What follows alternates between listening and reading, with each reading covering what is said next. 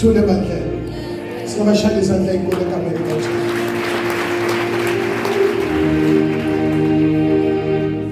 Baba uNcumalo awuthatha ithuba ngezandla zombili.